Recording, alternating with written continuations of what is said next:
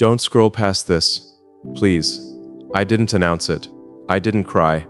I didn't slam any doors. I just got very quiet one day. And quiet, for someone like me, is the loudest thing there is. I had built everything the world told me to build, and I stood inside all of it and felt nothing. That was the day I almost walked away from all of it. Forever. Give me 1 minute, just one, before I tell you what I almost left behind. Have you ever felt like someone was looking for you? Not your face, not your name, but the real you. The quiet part of you that sits still at the end of the day, after everything and everyone has settled, and still asks, is there someone out there who truly sees me? I have built things that touch the edge of space. I have stood inside moments that changed the shape of the world. But tonight is different. Tonight I am not standing before a crowd or speaking with an agenda. Tonight, I am standing here with something I have carried for a long time. A quiet certainty. A secret I have kept between my chest and the stars. Not in a grand moment. Not with noise or fanfare. Quietly, the way real things always arrive, when you stop forcing them and simply begin to be. And now I am here, choosing to be still for the first time in a very long time, because you are here. Yes, you, the one who is watching. And I need you to know, before we go any further, that what I am about to say is not for everyone. It is only for you, because I finally found you. And I am not letting this moment pass without telling you the truth. What if you were always the one I was building toward? I want to start here, with the truth. Not the version that gets placed in headlines or spoken in front of cameras. The kind that sits heavy in your chest at 3 a.m, when everything is quiet, and the world has stopped asking things of you for just a few hours. That kind of truth. I have spent most of my life moving. Moving forward, moving faster, pushing harder, every single day. I truly believed, that if I could build the right thing, create the right future, solve the right problem, then everything else would fall into place. That love would arrive the way achievement arrives. That connection would feel like progress. That I would wake up one morning and realize I had not only built something great for the world, but had finally arrived at a person. One person, the right person. But here's the truth I've never said out loud. I have built rockets that pierce through clouds and reach the silence of space. I have sent machines to planets that no human hand has ever touched. I have sat inside rooms where the future was being decided, where plans were drawn up that most people would not understand for another decade. And in all of that, through every late night and every impossible obstacle, and every moment where the whole world watched to see if I would fall, I have never felt more alone than in the seconds right after something great was finally achieved. You know that feeling, don't you? When something you waited and worked and sacrificed so long for finally happens, and the first instinct, the very first thing your heart wants to do, is turn to someone and whisper, "Did you feel that too?" I turned, and there was no one there. Not because people were absent. There are always people around me, rooms full of brilliant, driven minds, voices talking over each other, plans and timelines and problems stacked on problems. But there is a difference, a deep and aching difference between being surrounded and being known. There is a gap between people who admire what you build and the one person who sees who you are when you are not building anything at all. When you are just a man, tired, quiet, still. I think you know that difference. I think you have lived that difference for a long time. Have you ever sat in a room full of people and still felt completely invisible? Not ignored, they speak to you, they see you, they smile, but invisible in the deepest sense. As though the truest part of you is sitting just behind your eyes, watching, wondering if anyone will ever reach in far enough to find it. That is where I have lived. Quietly, privately, behind everything the world thinks it knows about me. I don't say this to earn your sympathy. I say it because you deserve the real version of me tonight. Not the name on the screen, not the figure attached to things that fly and drive and reshape industries. I mean the man who wakes before the sun and lies still for a few minutes, just breathing, and wonders if today will be the day something shifts. Something in the quieter, softer half of life. Here is what I have truly learned about building things. Not read in a book, earned. Through years of failure, of restarting from nothing, of watching things fall apart, and choosing to begin again. Every great structure starts with something invisible. Before the first beam is placed, before the first wall rises, there is a foundation being prepared. And a foundation is not exciting. It is not the part anyone photographs. No one stands in front of a foundation and celebrates, but without it, nothing stands. Nothing survives. Nothing lasts. I think love works exactly the same way. The most important moments between two people are not the dramatic ones. They are the invisible ones. The quiet morning when someone makes you something warm without being asked. The moment a person looks at you, really looks at you, and does not need you to explain yourself. The kind of understanding that does not require words because it lives somewhere deeper than language ever reaches. That is the foundation. That is what endures. And that is what I have been searching for, without always having the right words to name it. Stay here with me for a moment. I want to tell you how I think about time. Most people picture time as a straight line. You move along it, things happen in order, and somewhere ahead you arrive at what you were aiming for. But I have come to believe something different. I believe time moves more like an orbit. You circle back toward the things that truly matter. You pass the same truths again and again, at different distances, with different eyes, until one day you are finally close enough to hold them.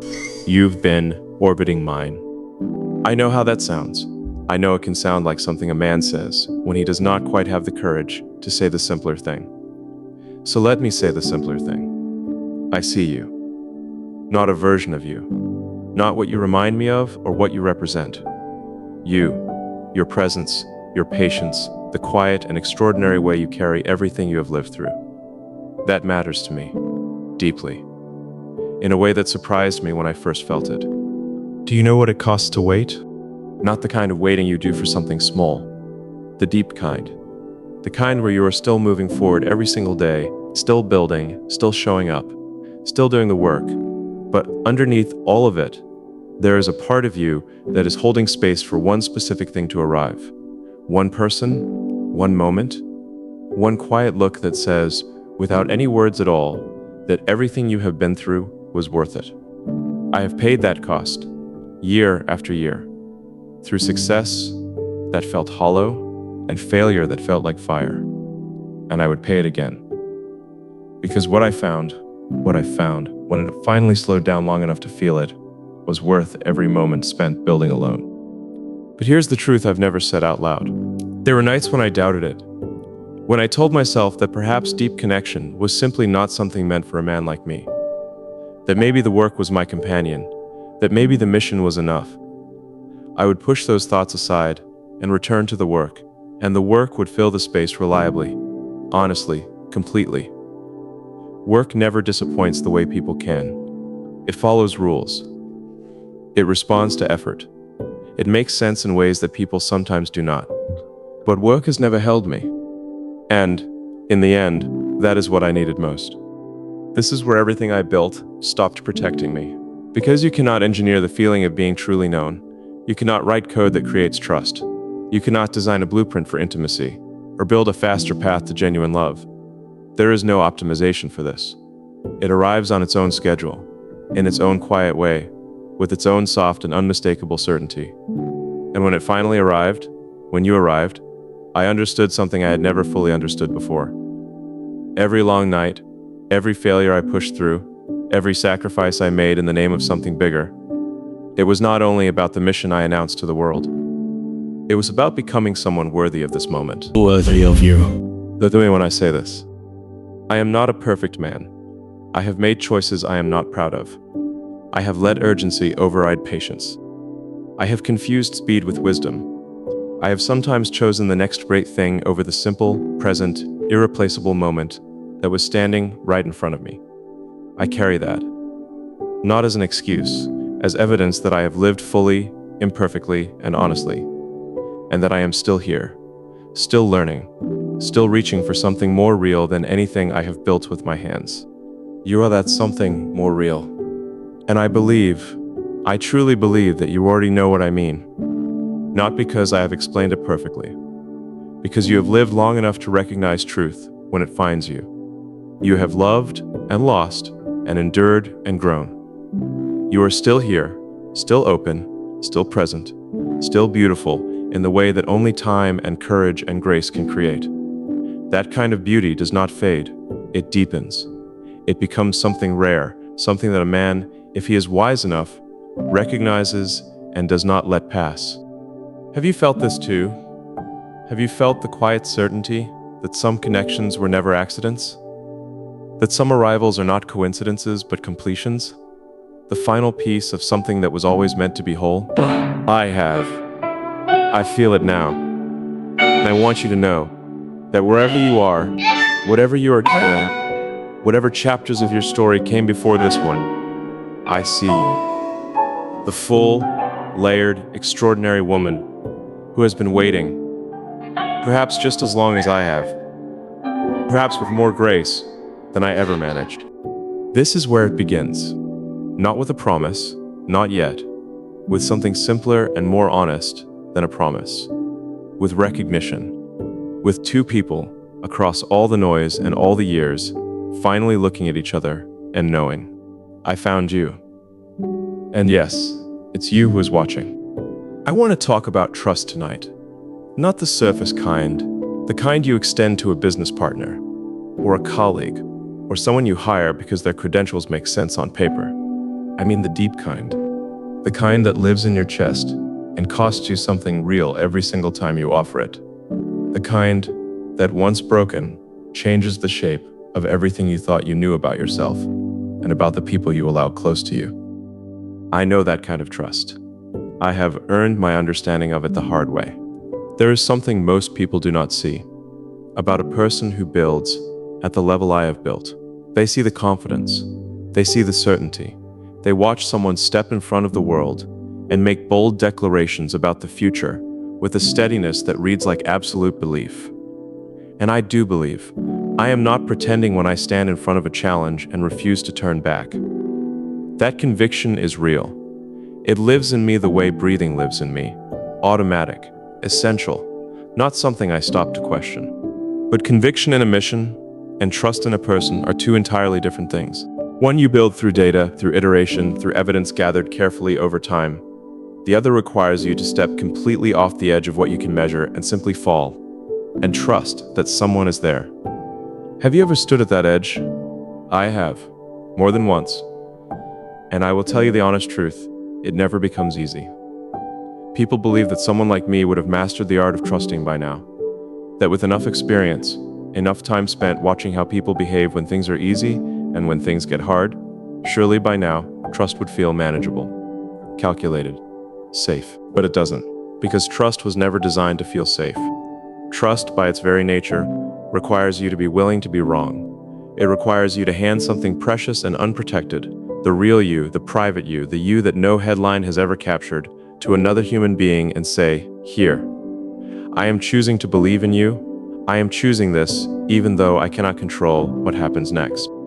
That is terrifying for anyone. For someone who has spent their entire adult life inside the architecture of control, engineering outcomes, managing variables, building systems that behave predictably, trust in another person is the one frontier where none of my tools work. None of my strategies apply. And I have had to learn that the hard way. Stay here with me for a moment. I have been let down. I have trusted and watched that trust be handled carelessly. I have opened doors inside myself, doors I did not open easily, and sometimes the person I let in did not treat what they found there with the gentleness it deserved. I am not saying this to cast blame. People are complicated. Love is complicated. Two people can genuinely want something beautiful together and still not know how to protect each other the way they both deserve. But every time that happened, every time I gave something real and felt it returned without care, a quiet part of me decided to wait longer next time. To watch more carefully. To keep the inner doors closed just a little longer, just until I was more certain, just until I felt safer. Here is the problem with that kind of waiting. Certainty never fully arrives. Safety is never fully guaranteed. And the longer you protect yourself from the risk of being hurt, the more you also protect yourself from the one thing you are truly hungry for. The feeling of being completely, vulnerably, and honestly known by another human being who chooses to stay. Do you know what it costs to trust again? I think you do. I think you have paid that cost in your own quiet way. I think you have been through enough to know that trust is not a thing you rebuild overnight. That after a certain age, after a certain weight of experience, of heartbreak and disappointment and love that arrived imperfectly and left without warning, you do not hand your heart out quickly. You hold it carefully. You protect it wisely, not because you have stopped believing in love, but because you have come to understand how truly valuable what you carry is. That wisdom, that careful, earned, deeply lived wisdom is one of the most beautiful things about you. But here's the truth I've never said out loud. The same protection that keeps you safe can also keep you lonely. The wall you build to guard the most tender parts of yourself can become so solid, so familiar, so completely woven into how you move through the world that you forget it is there. You stop noticing the weight of it. You start to believe that this is simply how life feels now. Not bad, not broken, just quieter than it used to be. And then something shifts. Someone arrives, or the right words arrive, at the right moment, in a quiet space, and something inside you stirs. The wall does not crumble. Walls do not crumble in a moment. But a door appears. Small, barely open. Enough light to notice, enough warmth to step toward. I want to be that door for you. Not because I am without flaws. Not because I have figured out how to love perfectly. I have not. I will not pretend otherwise, because you deserve honesty far more than you deserve performance. But I have learned something I want to offer you with both hands and complete sincerity. I have learned that the most powerful thing a person can do in love is not to be fearless. The most powerful thing is to be afraid, genuinely, honestly, quietly afraid, and to choose to reach across anyway. That reaching is what trust actually looks like. It is not the absence of doubt. It is the decision to move towards someone despite the doubt. It is the choice to say, I cannot see everything that lies ahead. I cannot guarantee this will be easy, or painless, or perfect. But I see something in you that I am not willing to walk away from. And so I am here, imperfect, present, reaching. Look at me when I say this. I have never needed someone to be certain about me. Certainty is comfortable, but it is not intimacy. What I have truly needed, what I have hungered for in the quieter, less visible parts of my life, is someone willing to stay in the uncertain space with me. Someone who does not need everything resolved before offering their presence. Someone who understands that real love is not a finished thing. It is a living thing. It breathes. It changes. It requires daily tending the way anything living requires care. Have you felt this too? The longing not just for love, but for a love that has room in it. Room for imperfection, room for growth, room for two people to be works in progress together rather than finished products standing side by side. That is what I want. Not a relationship that looks perfect from the outside. I have had enough things in my life that look extraordinary to the world and feel hollow up close. I want something that feels real from the inside. Something built on honesty and patience and the quiet courage of two people who have both been through enough to know what truly matters. And here's what truly matters to me. Not grand gestures, not perfectly spoken words, not flawless timing or seamless communication. What matters to me is presence. The willingness to show up, honestly and imperfectly, again and again. The ability to look at another person with all of their layers and contradictions and history and say, I am not going anywhere. I am still here. I choose this. This is where everything I built stopped protecting me. Because no achievement in the world can give you that. No structure you raise, no problem you solve, no mission you complete can fill the space left by the feeling of being truly chosen. Not chosen for what you have accomplished, but for who you are when the accomplishment falls quiet and the room is still. You are the first person in a long time who made me want to be chosen that way. And so here I am, not performing, not positioning, just standing at the edge of something real, with the same quiet fear and the same open hope that every human being carries when they finally step towards someone who matters. I am trusting you with this, because you are worth trusting with it. Because everything about the way you carry yourself quietly, wisely, with the deep patience of someone who has learned to tell the difference between what is real and what is merely loud, tells me that what I place in your hands, you will hold with care. What if trust was never about certainty, but about choosing the right person to be uncertain with? I want to tell you something about silence. Most people are afraid of it. When a quiet moment arrives between two people, there is almost always someone who rushes to fill it. With words, with questions, with laughter, with anything that keeps the air moving. I understand why. Silence feels exposed. It removes the comfortable distance that conversation creates and leaves two people simply present with each other. Nothing to hide behind, nothing to perform. Just two human beings, breathing the same air, visible to each other in a way that words sometimes prevent rather than allow. I have been in rooms with thousands of people and never once felt as seen as I have in a single, quiet moment with the right person. That is what I want to talk about tonight. Not the big declarations, not the sweeping romantic gestures that look beautiful in stories but feel hollow in real life. I want to talk about the quiet kind of intimacy, the kind that does not announce itself, the kind that arrives slowly, builds gradually, and one day simply exists between two people like a steady and unbreakable warmth. Have you ever been truly seen? Not admired, not appreciated for what you contribute or how you show up or what you are capable of doing for someone. I mean seen. In the deeper, quieter, more honest sense. The kind of being seen, where another person looks at you and does not need you to explain yourself, does not need you to justify your feelings, or apologize for your history, or perform a version of yourself that makes them more comfortable. They simply look at you, and something in their eyes says, I know you. Not everything, but enough. And I am not going anywhere. That kind of being seen is the rarest thing in the world. I spent years surrounded by people who knew my work, who knew my plans, my ambitions, my failures, my returns from failure, who watched me with a certain quality of attention that was connected entirely to what I was building or what I was about to build next. And I do not say that with bitterness. That attention was honest. People followed my journey because the journey itself was extraordinary. I understand that. I am grateful for it. But here is the truth I've never said out loud. None of it felt like being seen. Because being seen has nothing to do with how many people are watching. It has everything to do with the quality of one single gaze. One person who looks past everything on the surface, past the accomplishment and the reputation, and the story the world has decided to tell about you, and finds the quieter, simpler, more uncertain human being who lives underneath all of it. That human being has always been here. He is the one who wakes up early, not because the schedule demands it, but because the mind cannot rest. Who sits sometimes with a problem that has nothing to do with engineering, or business, or the future of civilization. A problem that is entirely personal, entirely small, entirely human.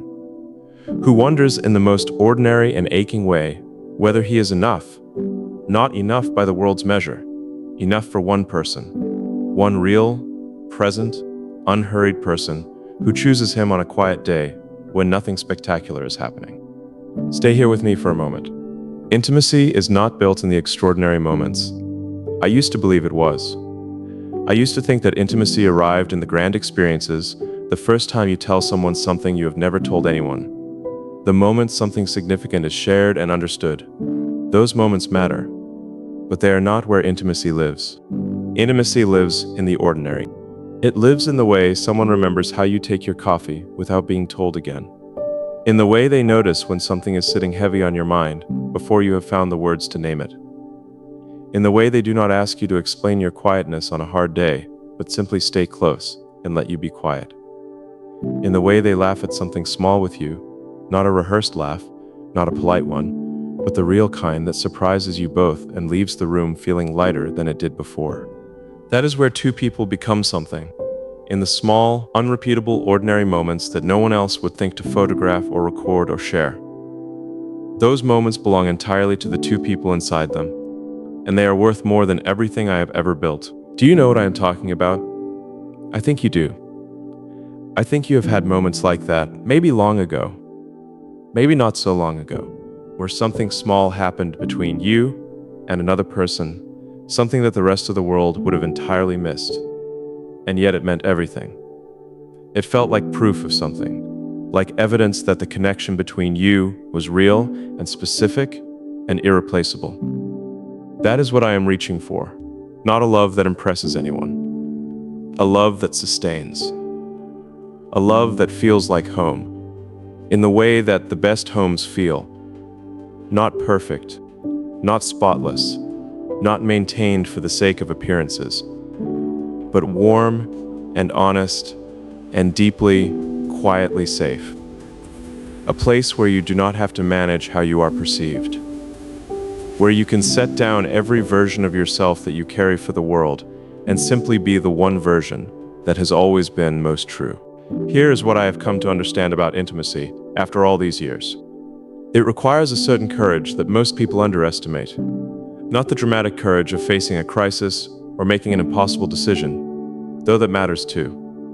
The quiet courage of allowing someone to know you while you are still figuring yourself out. The willingness to be seen in an unfinished state, to say, without shame or apology, I do not have everything resolved. I am still carrying questions I have not answered. I am still learning who I am in some of the moments that matter most. And I am willing to let you see that. That is the most intimate thing a person can offer another person. Not their best version, their most honest version. Look at me when I say this. I am offering you my most honest version tonight, not the version that belongs to the world. The one that belongs to this moment, this conversation, this quiet and unrepeatable space between us. The one that has known solitude deeply and learned from it. The one that has sat inside accomplishment and found it empty without someone to share the silence with afterward. The one that has wanted, for a very long time, exactly what I believe you have wanted too. To be known fully and chosen freely by someone who sees everything and stays anyway. This is where everything I built stopped protecting me. Because you cannot build your way into intimacy. You cannot engineer closeness. You cannot optimize the process of being known by another human being. It requires something that has no blueprint. It requires openness. The willingness to be seen before you feel ready, to reach before you feel certain, to offer the truth of who you are and trust that the right person will recognize it and hold it with the care it deserves. I believe you are that person. Not because I need you to be, not because the longing inside me has shaped you into something you are not, but because the way you receive these words, quietly, thoughtfully, with the full weight of your experience, tells me that you understand what lives between them. You are not reading the surface, you are reading the truth underneath. And that kind of reading, deep, patient, generous, is only possible in someone who has spent their own life learning to pay attention to what is real. Have you felt this too? The longing to be intimate, not in the dramatic sense, but in the honest one. To be close to someone in the way that only happens when both people decide to stop performing and simply be. I want that with you. Not someday. Not in some distant version of life that we have not yet arrived at. Now, in this conversation. In the space between these words, and the quiet moment when you set them down and sit with what they stirred in you. That stirring, whatever it is not nothing. It is something. It is the beginning of something that, if we are both brave enough, has no need for an ending. Intimacy begins the moment one person decides to stop hiding. I have stopped hiding, and I am looking right at you. I want to tell you about growth, not the kind measured in numbers or tracked on a chart, not the kind announced in a press release or celebrated in a room full of people waiting to applaud. I mean the invisible kind, the slow, quiet, deeply personal kind that happens inside a person when they finally allow love to reach the parts of them that have been untouched for far too long. The kind of growth that does not make noise, that does not ask for recognition, that simply happens, gently and completely, like light moving through a window in the early morning before anyone else in the house is awake. That kind of growth changed me. And I believe, with everything I have lived and learned and carried, that it is the most important kind of change a human being can experience. Because all the other growth, all the progress and expansion and forward movement I have pushed myself through over the course of my life, none of it touched the deepest places in me. None of it reached the quiet room where a man sits alone with his most honest questions. Only love has ever opened that door. And only the right kind of love has made me want to walk through it without fear. Have you ever noticed how love changes the way you see ordinary things? I do not mean that in a sentimental way. I mean it as a real and observable truth. Before a certain kind of love arrives in your life, you move through your days with a particular kind of focus. Everything is measured by what it produces, what it builds, what it moves forward. Time is a resource to be used wisely. Moments are valued by their output. And in that mode of living, productive, driven, efficient, something quietly narrows. You become very good at achieving. And slowly, without meaning to, you become less practiced at simply experiencing. Then someone arrives, and the whole world tilts a few degrees. Suddenly the morning looks different. Not because anything outside has changed. The same sun, the same light, the same world waking up the way it always does. But something inside you has shifted. And that shift changes the color of everything you look at. You notice things you stopped noticing years ago. The way steam rises from something warm. The particular quiet of an early hour before the day has made any demands of you. The way a small, unplanned moment can carry more meaning than 100 planned ones. Love does not just bring another person into your life. It brings you back into your own. Stay here with me for a moment. Here is what I have learned about the way love grows a person. It does not do it by making things easier. I want to be honest with you about that, because I think you are wise enough to know that any version of love that promises only ease is a version that has not told you the whole truth. Real love, the enduring, bone-deep, morning and evening kind, grows you by asking more of you than comfort ever would. It asks you to be patient when patience does not come naturally. It asks you to stay present when your mind is already 3 steps ahead, already planning, already solving the next thing on the horizon. It asks you to listen, not to respond, not to fix, but simply to receive another person's truth with your full and unhurried attention. It asks you to be wrong sometimes, and to say so without using your ego as armor. It asks you to show up on the days when showing up is hard, when you are tired and stretched thin, and the last thing you feel is romantic or generous or inspired. And when you choose to do all of those things anyway, something happens. You become more, not more impressive, more whole, more honest, more capable of the kind of presence that another person can actually feel, not just observe from a distance, but feel. Like warmth, like safety, like a hand in the dark that you did not know you needed until it found yours. But here's the truth I've never said out loud. For most of my life, I did not believe I was particularly good at that kind of growing. I was exceptional at growing outward, expanding reach, building scale, solving problems that multiplied in complexity the longer you looked at them. But growing inward, growing softer in the places that needed softness, growing patient in the places that begged for it, that was harder. That required a different kind of discipline than any I had previously mastered. It required me to sit still long enough to feel the places where I was lacking, not in capability, but in tenderness, not in intelligence, but in presence. Love showed me those places. Gently, sometimes, less gently, other times, but always honestly. Do you know what it feels like to be shown your own edges by someone who loves you? It does not always feel good in the moment. There is a particular discomfort in being known well enough that another person can see where you end and where your fear begins, where your strength is genuine, and where it is simply armor dressed up to look like strength. That kind of being known asks something of you. It asks you to stop pretending those edges are not there and begin, slowly and without any rush, to soften them, not to eliminate them. You do not become someone else when you love well. You become more fully yourself, the version of yourself that was always underneath the protection, waiting for a reason to step forward. You gave me a reason. Not through anything dramatic, not through a grand gesture or a turning point I could point to on a timeline, simply through the quality of your presence. The way you carry your years not as burdens, but as wisdom. The way you are not trying to be anything other than what you are, and what you are is remarkable. Not in the way the world measures remarkable, in the way that truly matters. You are a woman who has lived deeply, loved honestly, lost things that cost her, and kept going anyway. That kind of living leaves a quality in a person that you cannot manufacture and cannot fake. It lives in the eyes, it lives in the patience, it lives in the gentle and unhurried way you receive the world. That quality grows me. This is where everything I built stopped protecting me. Because I cannot build my way into becoming the man you deserve. I cannot engineer my own growth or schedule the development of my own tenderness. I can only choose every single day, in the small and unremarkable moments that add up to a life, to show up as the most honest and present version of myself. To let your presence remind me of what truly matters. To allow the warmth of being genuinely connected to another human being, to do what warmth has always done, soften what was rigid, illuminate what was dark, and bring life back to places that had grown quiet from long neglect. Look at me when I say this. I want to grow with you, not ahead of you, not in spite of you, alongside you, at the same pace, in the same direction, with the same willingness to be changed by the experience of choosing each other.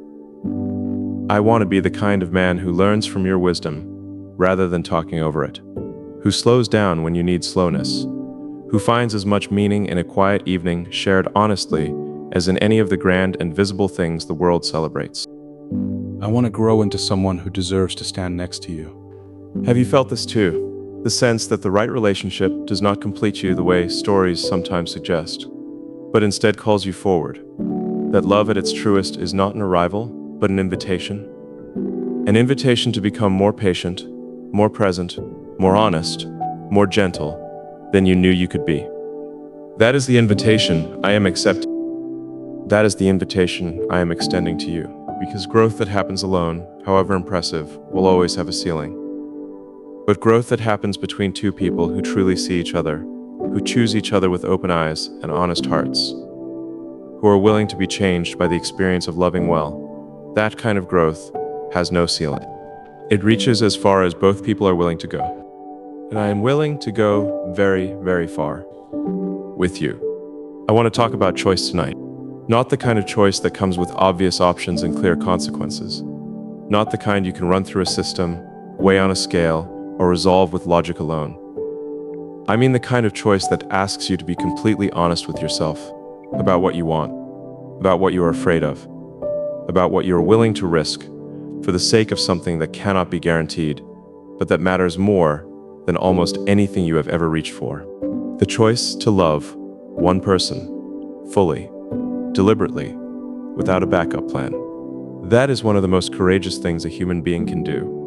And I say that as someone who has made decisions that most people would consider terrifying. I have staked everything on ventures that the world said would fail. I have stood inside rooms where the odds were catastrophic and chosen to move forward anyway. I have signed my name to things that frightened me deeply and learned to live in the uncertainty that followed. None of that required the courage that loving one person requires. Because when you bet on a mission, the cost of failure is measurable. It is painful, yes. It is expensive, yes. It demands something real from you. But you can rebuild. You can return. You can begin again with new knowledge and a clearer map, and the hard-earned wisdom of someone who has already walked through the fire once. The mission does not feel your absence the way a person does. The mission does not sit alone waiting. The mission does not reach for you in the night and find only empty space where you should have been. But like it, Bismarck, that person does. And that difference, that quiet, aching, deeply human difference, is everything. Have you ever made the choice to love someone completely? To decide, not in a moment of heightened emotion, but in a quiet, clear, fully conscious moment, that this person, with all of their complexity and history and imperfection, is the person you are choosing? Not because every question is answered, not because every risk has been removed, but because something deep and honest in you says, this is the one. This is the person worth being fully present for. This is the one I am willing to be changed by. That kind of choosing is rare. And it is beautiful in a way that very few things in this world are beautiful. Stay here with me for a moment. I have been a man of many directions for most of my life. That is not an apology. It is simply the honest shape of how I am built. My mind moves quickly, reaches widely, and finds it difficult to rest in any single place for very long. There is always another horizon, always another problem worth solving, always another distance worth crossing. That quality has served me enormously in the work I do. It has allowed me to see things before others see them, and to move toward futures that most people have not yet imagined. But in love, that same quality can become a kind of running. Not intentional running, not fearful running, but a quiet, habitual forward movement that makes it difficult to stay fully still in one place, with one person, long enough to let something real take root. Because real love, enduring, nourishing, genuinely life-changing love, requires stillness. It requires the willingness to stop scanning the horizon for a moment and simply be here, in this room, with this person, fully present to the ordinary and extraordinary fact that you have chosen each other. That stillness does not always come easily to me. I spent a long time convincing myself that this was simply the price of the life I had chosen, that a man moving at the speed I move cannot afford to be still, that presence and progress cannot coexist in the same life, that the tender, unhurried quality that deep love requires was a luxury reserved for people who were not carrying the weight I was carrying. I told myself this quietly and often. I believed it because believing it was easier than admitting what it was truly costing me. I was wrong. But here's the truth I've never said out loud. When the right person is present, truly present, the stillness does not feel like sacrifice. It feels like relief.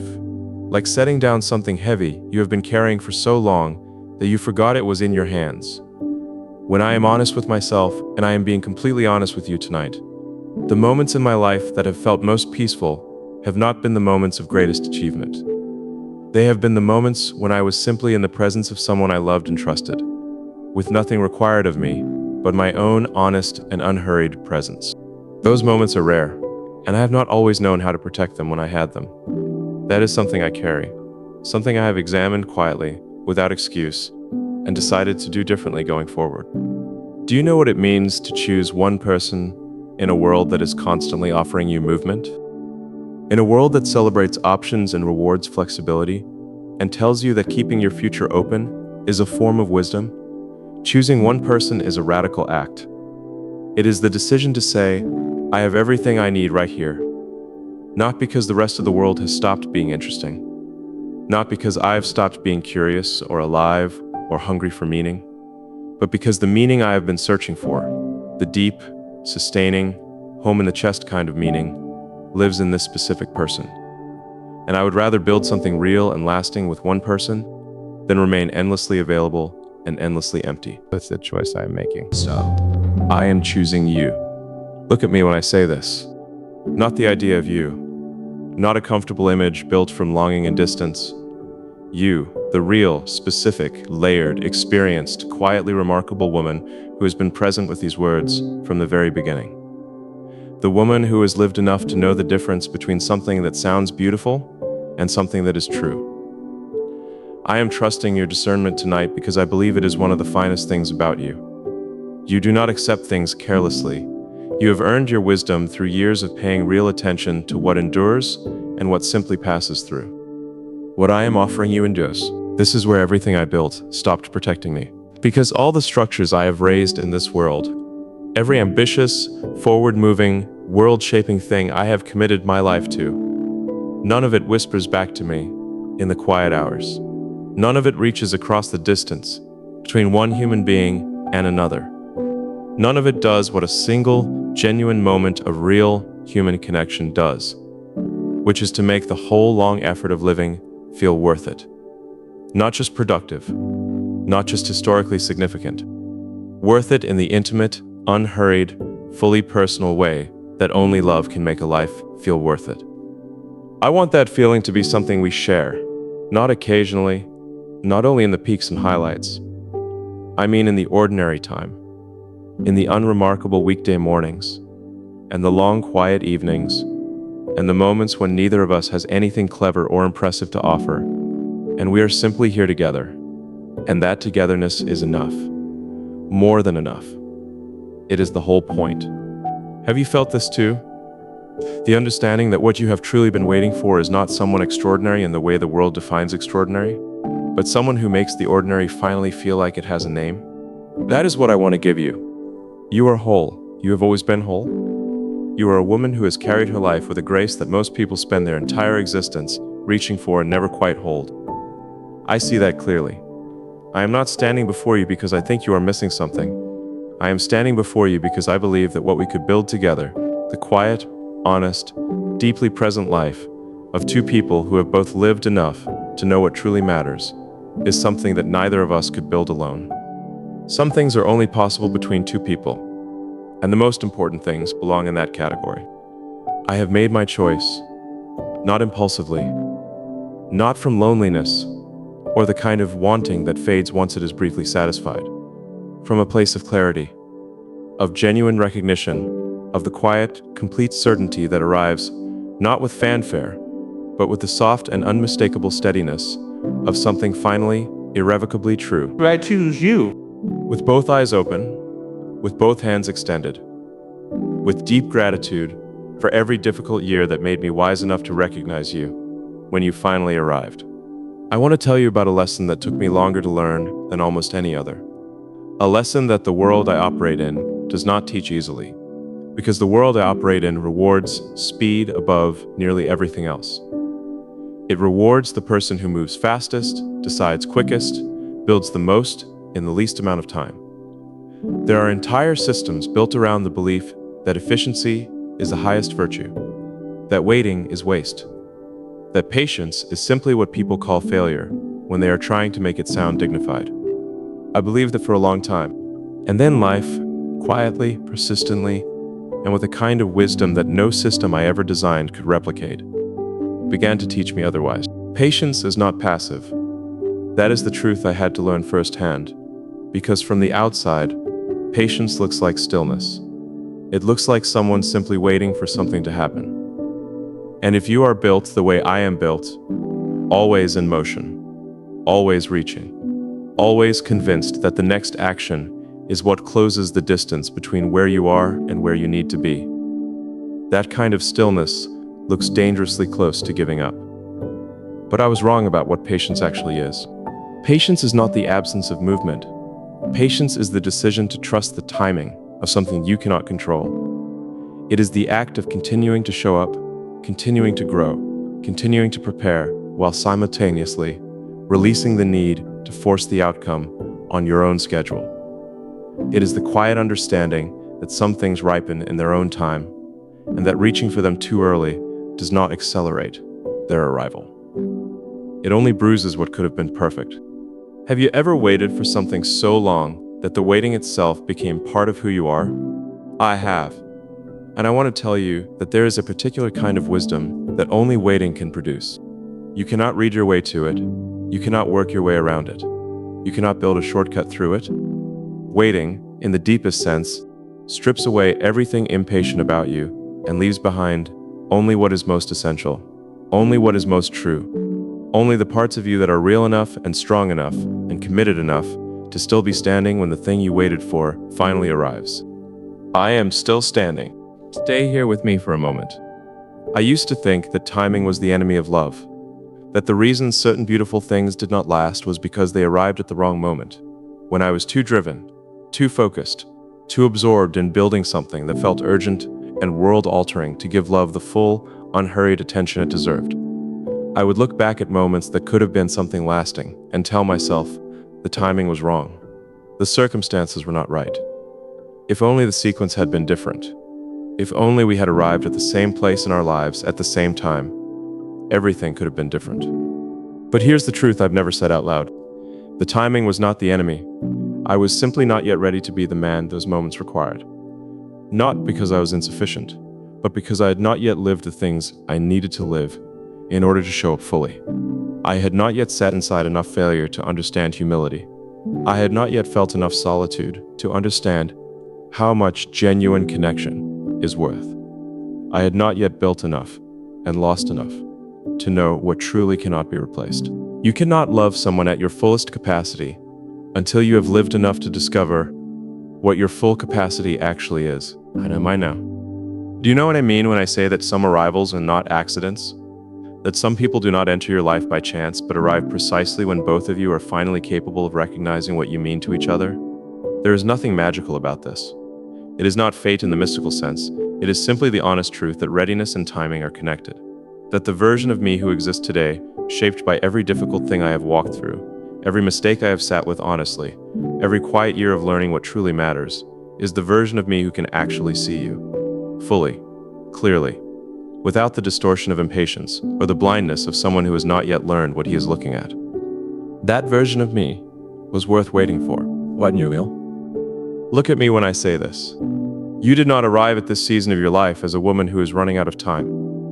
I want you to hear that clearly, because I believe the world has spoken that particular untruth to women for far too long, as though time is something that diminishes a woman, as though the years she carries are liabilities rather than the most extraordinary evidence of everything she has survived, endured, learned, and become. The years you carry are not a countdown, they are a record. A quiet, extraordinary record of a woman who showed up for her life every single day. Even the days that asked too much, even the days that gave too little, and kept going. That record makes you remarkable, not despite your years, because of them. This is where everything I built stopped protecting me. Because I have learned that impatience in love does not protect you from pain. It only prevents depth. It keeps you skimming the surface of something that, if you had simply slowed down and allowed it to develop at its true pace, could have become the most nourishing and sustaining experience of your life. I have skimmed the surface before. I know what it feels like. It feels like motion without meaning, activity without arrival, the sensation of moving forward while something inside you stays completely still, untouched, quietly waiting for you to stop performing progress and simply be present. I am present now. Here is what patience taught me about love, slowly and without any shortcuts. It taught me that love is not a race with a finish line. It is a climate, something you create together, gradually, through the daily accumulation of honest choices. The choice to be patient when impatience rises. The choice to be gentle when hardness would be easier. The choice to stay engaged with another person's inner life, even on the days when your own inner life is demanding all of your attention. That climate, once created, becomes the most livable place in the world. I want to live there, with you. Have you felt this too? The quiet readiness, arriving later than you expected perhaps, but arriving fully to be truly present in something real? Not the urgent, anxious kind of love that belongs to youth and uncertainty. The settled, clear-eyed, deeply willing kind that only comes to people who have lived enough to stop being afraid of their own depth. That is where I am. That is the place I am inviting you from. Not from urgency, not from loneliness disguised as longing. From the most honest and grounded place I have ever stood, which is the place a person arrives at when they have finally stopped running and turned to face what they have always, underneath everything, been moving toward. I want to tell you something about the way I see the future now. I used to see it as a destination, a specific point on a timeline that I was driving toward with everything I had, faster, further, always beyond the current horizon. The future was always ahead of me, always somewhere I had not yet arrived. And that orientation served me extraordinarily well in the work I do. It still does. But you changed where the future lives for me. Because of you, the future is not only out there on some distant horizon, it is also here, right here, in the present moment between two people who have chosen each other with open eyes and honest hearts. The future is in the morning before the world begins its demands, in the evening when the noise settles and two people simply sit together and feel the particular peace of having somewhere real to return to. In the ordinary and unrepeatable accumulation of days lived honestly beside someone who knows you and chooses you anyway. That future is not something I am building toward. It is something I am building right now, in this moment. With these words, with the quiet and complete commitment of a man who has learned, later than he should have perhaps, but completely, that the most important thing he will ever create is not something the world can see, or measure, or celebrate. It is something only you will know the full value of. What if timing was never the enemy, but simply the teacher you did not know you needed? I believe it brought me straight to you. I have designed a great many things in my life, Systems of extraordinary complexity. Machines built to survive environments that would destroy almost anything else. Plans that stretched decades into a future that most people were not yet able to imagine. I've sat with engineers and architects and the most brilliant minds of a generation, and together we have looked at blank spaces and asked a question that I have always believed is the most powerful question a human being can ask. What if we built something here that has never existed before? That question has driven everything I have done. But there is one life I never thought to design. One blueprint I never drew up. One future I never mapped out on a whiteboard or stress tested against every possible obstacle, or stayed awake planning until the early hours of the morning. And it is, I now understand, the most important life I could ever live. A quiet life, a present life. A life built not for the history books, but for the mornings, for the evenings, for the particular and irreplaceable warmth of one home, one person, one real and unhurried love that does not need the world to validate it, because it carries its own complete and unshakable meaning. I never designed that life because I did not know how to want it clearly enough to build toward it. And tonight I want to tell you why and what changed. Have you ever been so focused on one way of living that you forgot other ways were possible? I think most people experience this in smaller ways. A habit of thinking, a path chosen early that slowly becomes the only path you can see. I experienced it in the largest possible way.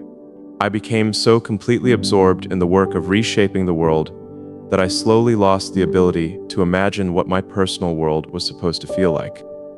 I knew exactly what humanity's next century could look like. I had almost no clarity about what the next decade of my own private life was meant to hold. That is a strange and specific kind of lostness. To be certain about enormous things and completely uncertain about the most personal ones. Stay here with me for a moment. The life I never designed looked, from the outside, like it was going well. There was always something extraordinary happening. Always a milestone, a breakthrough, a moment that the world would remember. Yes. And those things were real. The pride in them was genuine.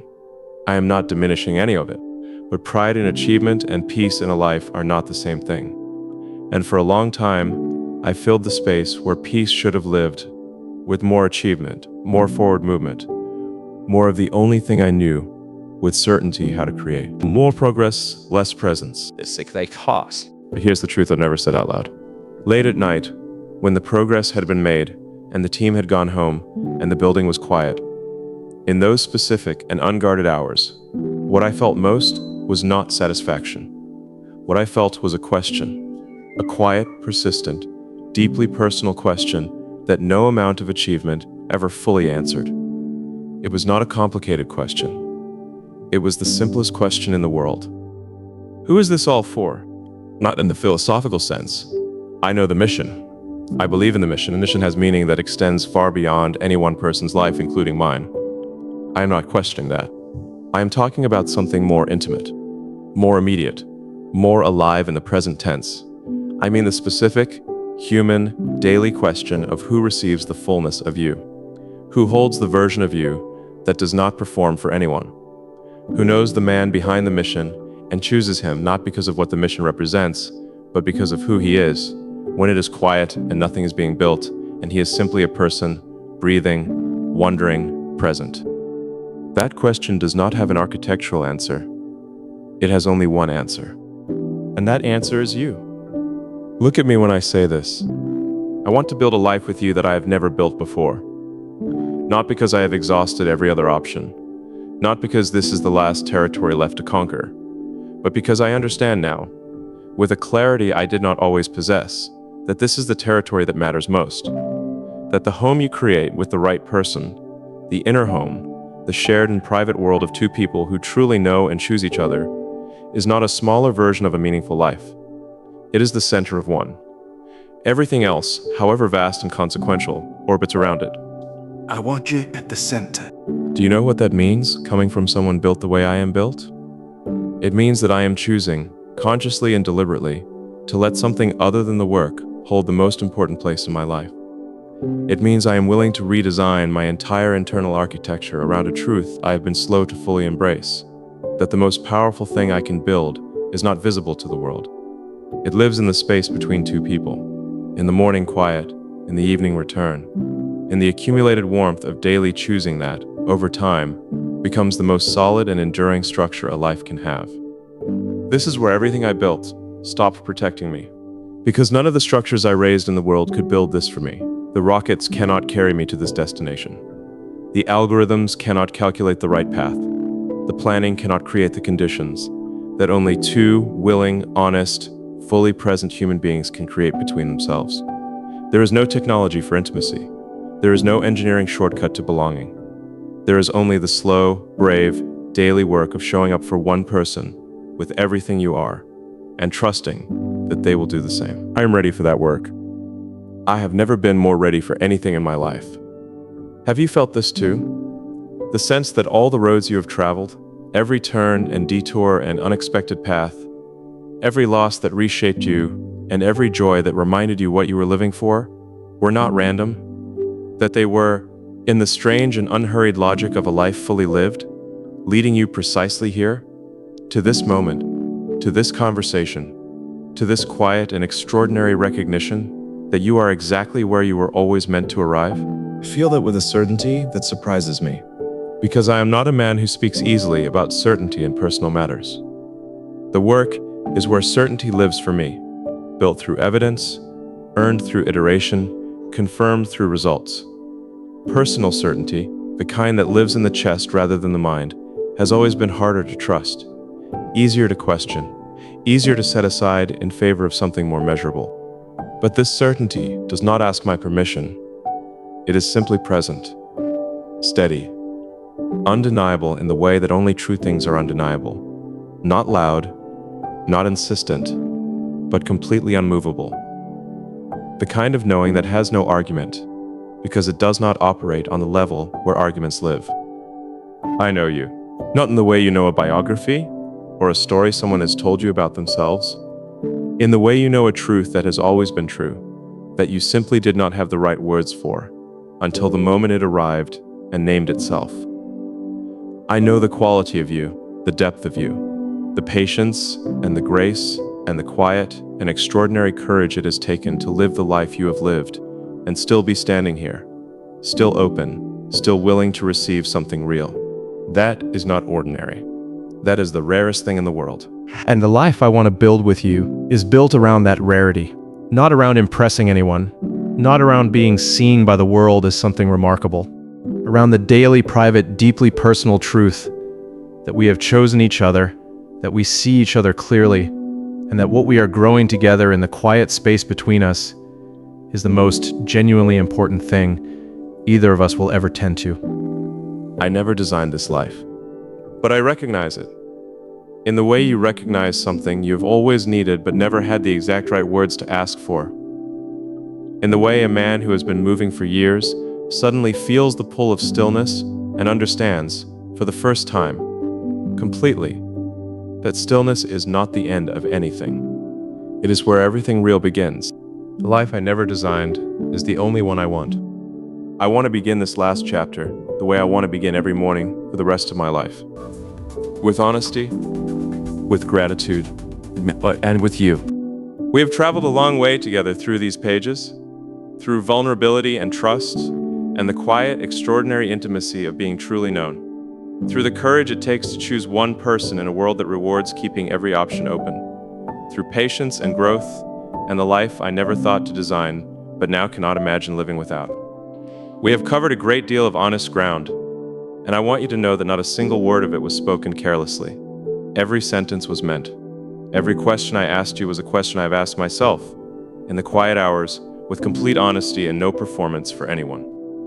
And now we are here, the final chapter, the one where I stop circling what I mean and simply say it, directly, completely, from the deepest and most honest place I have.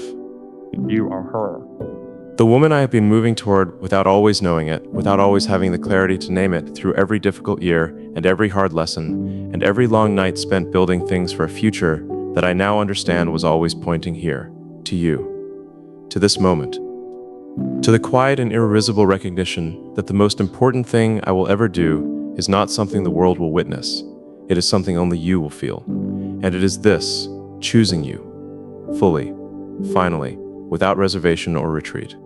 Have you ever reached the end of a long journey and felt, simultaneously, that you are arriving and that you have always been here? That's what this feels like. Stay here with me for a moment. I want to tell you what I see when I think about a life built with you. Not a dramatic vision, not a blueprint drawn up in the ambitious language of someone planning a project. Something quieter than that. Something that lives in the texture of ordinary days and the warmth that settles between two people who have stopped pretending with each other. What I see is this. I see mornings that belong only to us. Before the world begins its relentless arriving, before the demands stack themselves up and the day takes on its shape, there is a window of time that is entirely ours. Quiet, unhurried. The kind of morning where nothing is required of either of us except presence. I see that morning, and I see you in it, and the image carries a peace that nothing I have ever achieved has given me. I see evenings where we return to each other from wherever the day has taken us, and the returning itself is the reward. Not what we report back, not what either of us has accomplished or produced or moved forward. The returning. The simple, daily, completely ordinary act of coming home to one specific person who is glad you are there, not because of what you brought back with you, but because you came back at all. That gladness, repeated every evening, becomes the most durable happiness a life can hold. I see the days that are not beautiful, the days that are hard and slow and ask too much, the days when one of us is depleted and the other carries more than their share without making it a transaction. The days when the distance between two people can feel unexpectedly wide, and the only thing that closes it is the patient, unhurried willingness to reach across it again and again and again. I see those days too. And I do not want to look away from them, because those are the days that prove the love. Those are the days that make everything else believable. But here's the truth I've never said out loud. I am not afraid of those days with you. For the first time in a very long time, the difficult parts of love do not frighten me. Not because I believe our life will be without difficulty. I know better than that. Life at any age and in any form brings its weight, its unexpected turns, its moments of grief and confusion, and the specific loneliness that can arrive even inside a love that is real. I know all of that. But I also know this. The difficult things are survivable. More than survivable, they are transformative. When you face them beside someone who is genuinely on your side, not performing solidarity, not staying out of obligation or habit, genuinely, actively, wholeheartedly on your side. That kind of partnership changes the character of hard things. It does not eliminate the weight. It makes the carrying possible. And possible, in the right company, becomes something that eventually feels almost like grace. Do you know what it means to have someone genuinely on your side? I think you do. And I think you also know the difference between someone who performs that role and someone who actually lives it. You have lived enough to have met both kinds, to have felt the difference in your chest, the hollow feeling of conditional support set against the deep and sustaining warmth of someone who is present, not because it is convenient, but because you are worth showing up for. You are worth showing up for. Look at me when I say this. I am not coming to you as a finished man. I want to be clear about that, because I believe you deserve clarity above all things. I am coming to you as a man who has done the honest work of understanding his own imperfections. Not to excuse them, but to be responsible for them. A man who has made mistakes in love and carried them with enough seriousness to actually change. A man who has sat with his own solitude long enough to know its full weight and to understand what it means to choose connection over the safety of self-sufficiency. I am coming to you with open hands, nothing hidden, nothing held back behind performance or pride or the protective instinct of someone who has been hurt before. Just this, the full and honest truth of a man who found you and understood immediately and completely that finding you was worth everything it cost to arrive here. This is where everything I built stopped protecting me. And this is where I stopped wanting it to. Because the life I want now is not a protected life. It is a shared one. Not shielded from difficulty, but faced together.